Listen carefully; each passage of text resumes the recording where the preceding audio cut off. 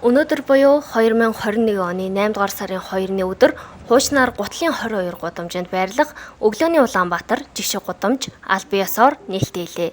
Энэхүү гудамжийг иргэдийн идэвхтэй амьдралыг бий болгох, ажилд ирэх хүмүүсийн өглөө цуглах газрыг нэг болгох зорилготойгоор Эртэж Монгол хөтөлбөрөөс нийслэлийн засаг даргын хамгийн газраас байгуулж байгаа юм.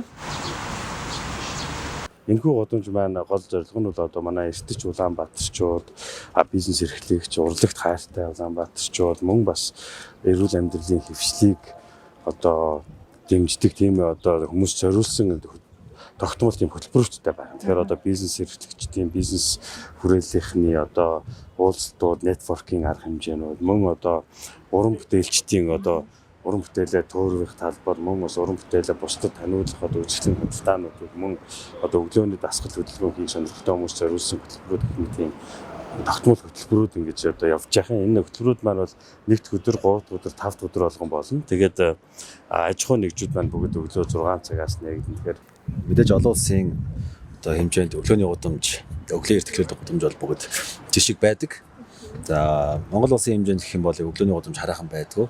За тэгээд тэр дундаа нийслэлд Улаанбаатар хот маань өглөөний Улаанбаатар гэдэг хүрээнд одоо өглөөний гудамжийг нээж эхлүүлсэн байна. Тэгээд яг энэ төслийн зөвлөхөөр бол миний бие бол ажиллаж байгаа. Тэгээд бид нэр нэг менежментийн баг болоод өглөөний гудамжийн одоо өнөөдрөөр эхлүүллээ. Тэгээд мэдээж Улаанбаатарчууд маань өглөөд босоод өглөө эртлэн одоо ажиллаа эхлүүлээд за эндээс маш гоё энерги аваад тийм ээ өдрийг үр бүтээлтэй одоо гэгээлг өнгөрүүлэхэд одоо өглөөний гудамж бол маш сайн одоо чухал ач холбогдолтой.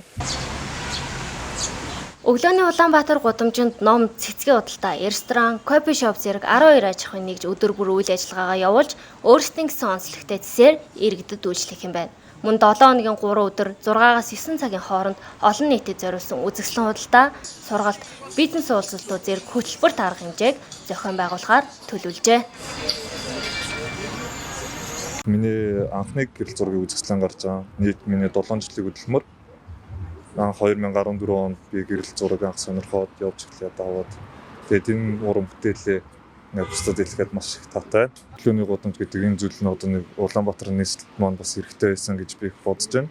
Яг тэгэхээр одоо өглөө ингээл гараад ажилдаа явах, замдаа нэг кофе уух гэхээр газрууд хэцүү байдаг. Тэгээд энэ бүх асуудлыг шийдэж өгч байгаа талархаж байна. Би энэгээр өргөлж алхаж явдаг. Тэгээд өглөөд энэ жаахан сууж байгаа юм. Их ийш тийшээ сая явж чадахгүй байгаа болохоор өглөө ороод ингээд алхаж явж байхад ингээд сууж яаж явах газар их сайхан. Олон байвал их зүгээр юм шиг санагдчих.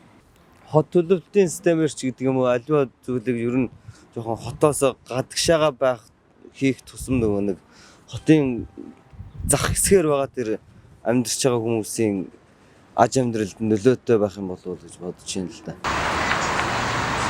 Өглөөний Улаанбаатар жишг гудамжийг цаашид дүүрэг бүрд олон байршилд нээх боломжтой гэдгийг төслийн зохион байгуулагчид онцоллоо.